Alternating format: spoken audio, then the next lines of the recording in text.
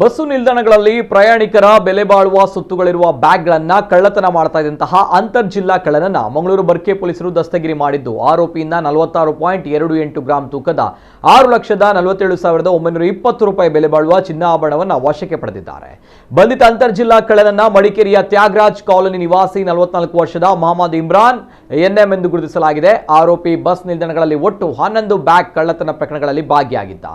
ಈತನ ಬಂಧನಕ್ಕೆ ವಿಶೇಷ ತಂಡವನ್ನು ರಚಿಸಲಾಗಿದ್ದು ಜನವರಿ 28ರಂದು ಮಂಗಳೂರು ಸೆಂಟ್ರಲ್ ರೈಲ್ವೆ ಸ್ಟೇಷನ್ ಬಳಿ ಬಂಧಿಸಲಾಗಿದ್ದು ಒಟ್ಟು 6,47,920 ಬೆಲೆ ಬಾಳುವ ತೂಕದ ಚಿನ್ನದ ಒಡವೆಗಳನ್ನು 5,000 ರೂಪಾಯಿ ನಗದು ಹಣವನ್ನು ವಶಪಡಿಸಿಕೊಳ್ಳಲಾಗಿದೆ. ಇನ್ನು ಆರೋಪಿಯನ್ನ ನ್ಯಾಯಾಲಯಕ್ಕೆ ಹಾಜರುಪಡಿಸಲಾಗಿದ್ದು ಆರೋಪಿಗೆ ನ್ಯಾಯಾಂಗ ಬಂಧನ ವಿಧಿಸಲಾಗಿದೆ. ಈತನ ವಿರುದ್ಧ ಒಟ್ಟು 11 ಪ್ರಕರಣಗಳು ದಾಖಲಾಗಿವೆ.